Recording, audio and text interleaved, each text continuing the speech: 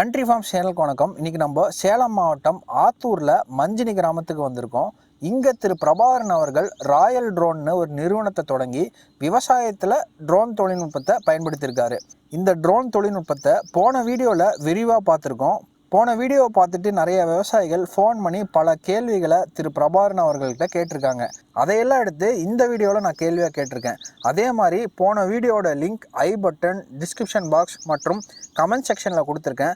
போய் பார்த்துட்டு வாங்க. அப்போ தான் இந்த வீடியோ உங்களுக்கு முழுமையாக புரியும். வாங்க வீடியோக்குள்ளே போகலாம். பிரதர், போன வீடியோவில் ட்ரோனை பற்றி தெளிவான விளக்கம் நம்மளுக்கு கொடுத்தீங்க. அதுக்கு பிறகு நிறைய ஃபார்ம்ஸ்க்கு போய் நீங்கள் அடித்து கொடுத்துருக்கீங்க, மருந்து அடித்து கொடுத்துருக்கீங்க. அப்போ நிறைய விவசாயிகளுக்கு சந்தேகம் இருந்தால் சொன்னீங்க. ஃபோன் பண்ணி கேட்டவங்களும் நிறைய சந்தேகங்கள் கேட்டதாக சொன்னீங்க. கமெண்ட் செக்ஷன்லேயும் நிறைய பேர் பதிவு பண்ணியிருந்தாங்க, இந்த மாதிரி நிறைய சந்தேகங்கள் இருக்குது அப்படின்னு சொல்லிட்டுங்க. ஸோ முதல்ல சந்தேகம் என்ன அப்படின்னா, ஏன் ட்ரோனை யூஸ் பண்ணணும் அப்படின்னு சொல்லி ஒரு கேள்வி முன்வைக்கிறாங்க. அதை பற்றி கொஞ்சம் சொல்லுங்கள். அனைவருக்கும் வணக்கம். இப்போ ஏன் ட்ரோன் பயன்படுத்துகிறோம் அப்படின்னா, மொதல் விஷயம் பார்த்திங்கன்னா, மருந்தோட செலவு, மருந்தோட பயன்படுத்துறது குறையும். இன்னொன்று நேர சிக்கனம் பார்த்திங்கன்னா ரொம்ப குறைவு. இன்னொன்று சீரான மருந்து தெளிப்பு. இப்போ எந்த இடத்துலையும் மருந்து விடாது வச்சிங்களா, ஆட்டோமேட்டிக்காக போயிட்டு வரனா எங்கேயும் மருந்து விடாது, சீரான மருந்து தெளிப்பு. இன்னொரு விஷயம் பார்த்திங்கன்னா, இப்போது ஒரு ஆளுக்கு மருந்தால் இருக்கிற பாதிப்பு குறையும். மேன் பவர் போய் அந்த இடத்துல அடிக்கும்போது ஏற்படுற பாதிப்பு ரோபோட்டிக் ட்ரோனாக போய் அடிக்கும்போது மனிதனுக்கு மருந்தால் பாதிப்பு கிடையாது வச்சிங்களேன். இதனால் கண்டிப்பாக ட்ரோன் பயன்படுத்தலாம் விவசாயத்துக்கு. எல்லா இடங்கள்லையும் இந்த மருந்து படுமா? கண்டிப்பாக படும். இப்போ எப்படின்னா, நம்ம ட்ரோன் ஒரு பயிருக்கு மேலே 1 மீட்டர் வயல் தான் பறக்க வைக்க போகிறோம். அப்படிங்கும்போது ஒரு டைம் போச்சுன்னா 10 அடி அகலத்தில் போகும். அப்படிங்கும்போது கரெக்டாக சரியாக போயிட்டு வரும்போது எந்த இடத்துலையும் மிஸ் ஆகாது. செடியில் அடி வரைக்கும் நனையுமா? கண்டிப்பாக நனையும். எப்படின்னா, இதை பார்த்தீங்கன்னா, இந்த ட்ரோன் டெக்னாலஜி பார்த்தீங்கன்னா, ஒன்று கிளாக்வைஸ் டைரெக்ஷன், இன்னொன்று ஆன்டி கிளாக்வைஸ் டைரெக்ஷன். அப்படின்னா இப்போ காற்று சுழற்சி முறையில் தான் இது பறக்கும். கீழேருந்து மேலேருந்து காற்று கீழே தள்ளி, கீழேருந்து காற்று மேலே தூக்கும். அப்படிங்கும்போது சுழற்சி முறையில் காற்று இருக்கும். இப்போது இந்த ஃபேனுக்கு அடியில் இந்த நாசில் இருக்கிறதுனால இந்த மருந்தும் பார்த்திங்கன்னா சுழற்சி முறையில் இருக்கும். அப்படிங்கும்போது மருந்து பார்த்திங்கன்னா மேலே செடி தலை மேலே படும், மிஸ் ஆகிற மருந்து கீழே போய் மறுபடியும் அடித்தலையில் படும். அப்படிங்கும்போது அடி வரைக்கும் போகும். சுற்றி சுழற்சி முறை வரும்போது எங்கேயும் மிஸ் ஆகிறது வாய்ப்பே கிடையாது வச்சுங்களேன். 10 லிட்டர் தண்ணீர் 1 ஏக்கருக்கு போதுங்களா? கண்டிப்பாக போதும். எப்படின்னா, நம்ம அதில் 10 லிட்டர் தண்ணியில் நம்ம அந்த 1 ஏக்கருக்கு அடிக்க வேண்டிய மருந்து இதில் கலந்துடுறோம். எப்படின்னா, நார்மலாக பார்த்திங்கன்னா ஒரு ஏக்கருக்கு 1 லிட்டர் மருந்து அடிக்கிறோன்னு வச்சுக்கோங்களேன். இப்போ அது 10 டேங்காக பிரித்து அடிக்க போகிறோம். 100 லிட்டர் தண்ணியில் அடிக்க போகிறோம். இப்போ நம்ம ட்ரோனில் பார்த்திங்கன்னா வெறும் 10 லிட்டர் தண்ணியில் அடிக்கும்போது அந்த 1 லிட்டர் மருந்தை பாதியாக குறைக்கிறோம். ஏன் பாதியாக குறைக்கிறோன்னா, 6 லிட்டர் மருந்து தான் ஏன் போடுறோன்னா, 10 லிட்டர் தண்ணியில் அந்த ஒரு வயலை அடிக்கும்போது பார்த்திங்கன்னா மருந்தோட பவர் அதிகமாக இருக்கும், கான்சன்ட்ரேட் அதிகமாக இருக்கும். 100 லிட்டர் தண்ணியில் டைல்யூட் பண்ணுற மருந்தை நம்ம 10 லிட்டர் தண்ணி டைல்யூட் பண்ணும்போது மருந்தோட கான்சன்ட்ரேட் ராவாக அதிகமாக இருக்கும். அப்படிங்கும்போது நம்ம மேலே பறக்க வச்சு அடிக்கும்போது பார்த்திங்கன்னா ஈஸியாக கவர் ஆகிடும். இன்னொன்று புகையாக போகும்போது எல்லா இடத்துலையும் போடும். அப்படிங்கும்போது அந்த 10 லிட்டர் தண்ணி போதும். நம்ம அதில் எவ்வளோ மருந்து செலுத்துறது தான் முக்கியம், எவ்வளோ தண்ணி போகுதுன்னு முக்கியம் இல்லை வச்சுங்களேன். அதனால் 10 லிட்டர் தண்ணியில் நம்ம பாதி மருந்து கலந்துறனால அதுவே போதும். இதனால் மண் வளம் பாதிக்குமா இல்லை காக்குங்களா? கண்டிப்பாக பாதிக்காது. எதனால் பாதிக்காதுன்னா, இப்போ நம்ம ஸ்ப்ரேயரில் அடிக்கும்போது பார்த்திங்கன்னா நம்ம கீழேருந்து அடிச்சுட்டு போகும். இப்போ கீழே அடித்து அதுக்கு மேலே செடியில் அடிப்போம். இப்போ இதே ட்ரோனில் அடிக்கும்போது பார்த்திங்கன்னா ஒரு பயிருக்கு மேலே பறக்க வச்சு அடிக்கிறோம். அப்படிங்கும்போது முழுக்க மருந்து எல்லாம் செடியில் தான் அடிக்கும். மண்ணுக்கு போகிற மருந்தோட சதவீதம் ரொம்ப குறையும். அப்படி குறையும் போது மண்ணோட வளம் கண்டிப்பாக காக்கப்படும். இயற்கை விவசாயத்திற்கு ட்ரோன் உதவுங்களா? கண்டிப்பாக உதவுங்க. நம்ம இயற்கை விவசாயத்தில் நம்ம பஞ்சகாவியத்துலேருந்து ஜீவாமிர்தம், மீன் அமிலம் எல்லாம் நம்ம தெளிக்கிறோம். அப்படிங்கும்போது அது எல்லாத்தையும் ஃபில்டர் பண்ணி தான் நம்ம தெளிக்கிறோம். சேம் இதில் எப்படி பண்ண போகிறோமோ அதே தான் அதுலேயும் ஃபில்டர் பண்ணி தெளிக்கும் போது கண்டிப்பாக அதுக்கும் பயன்படுத்தலாம். ட்ரோன் பயோ கூட நம்ம பயன்படுத்தலாம். கண்டிப்பாக பயோ பயன்படுத்தலாம். நாங்கள் பயன்படுத்திட்டு இருக்கோம், ஆல்ரெடி பயன்படுத்தி தான் இருக்கிறோம். பயோ ஃபெர்டிலைசர் ஸோ எல்லாமே பண்ணலாம். லிக்விட் ஃபார்மில் இருக்குது எல்லாமே நம்ம இது பயன்படுத்த முடியும். எந்த பயிருக்கெலாம் மருந்து அடிக்க முடியுங்க?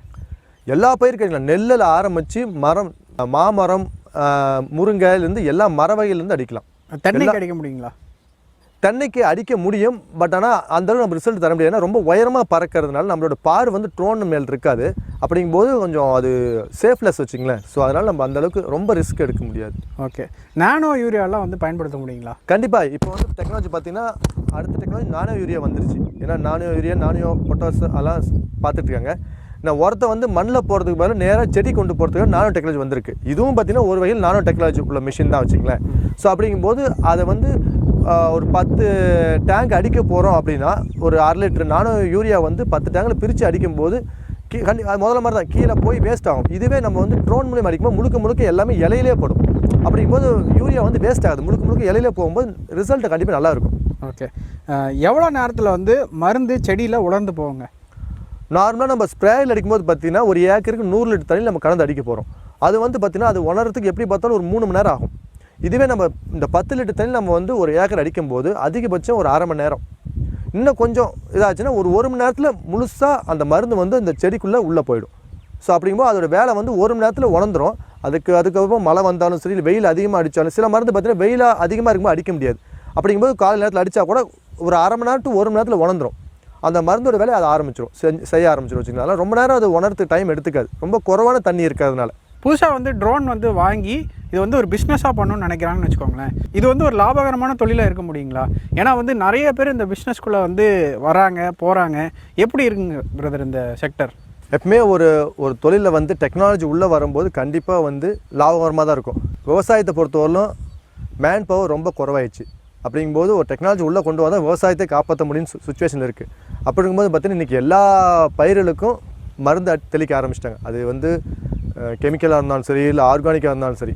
அப்படி இருக்கும்போது கண்டிப்பாக ஒரு ட்ரோன் வருது அப்படின்னா அது வந்து கண்டிப்பாக நேரத்தை வந்து குறைக்க முடியும், மேன் பவரை வந்து குறைக்க முடியும். அப்படிங்கும்போது இந்த தொழில் வந்து கண்டிப்பாக லாபகரமான தொழிலாக இருக்கும். சரிங்க, அப்படி இருக்கும்போது முதலீடு வந்து எவ்வளோ தேவைப்படுங்க? இதுக்கு முதலீடு பார்த்திங்கன்னா கண்டிப்பாக ஒரு ட்ரோன் செட்டப் அப்படின்னா ஒரு 3 லட்சம் ஆகும்.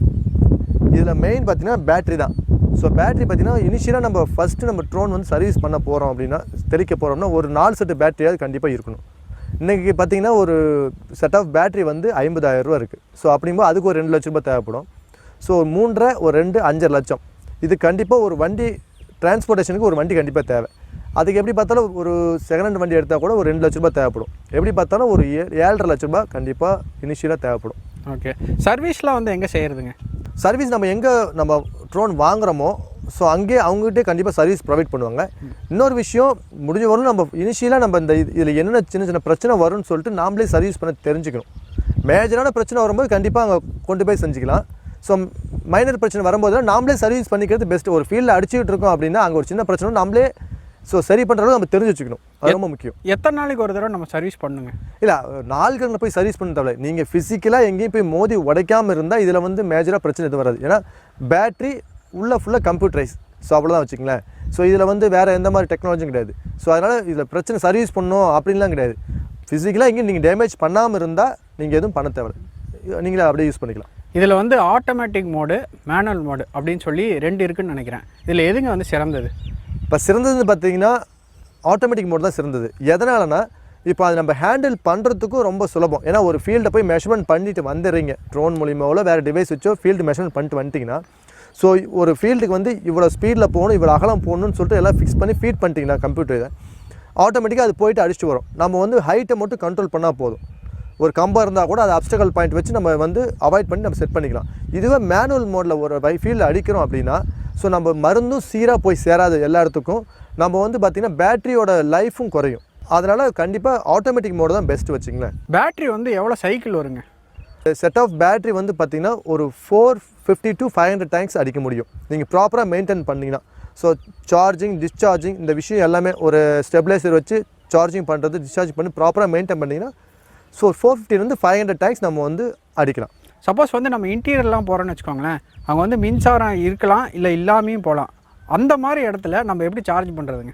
கரெக்டாக கண்டிப்பாக எப்படின்னா நம்ம ஒரு இன்டீரியர் இடத்துக்கு போகிறோம். ஸோ அங்கே வந்து நம்ம மின்சாரம் எடுக்க முடியாத சுச்சுவேஷன் வரும்போது நம்ம கண்டிப்பாக ஜென்செட் வச்சுக்கணும் நம்ம கூட எப்பயுமே.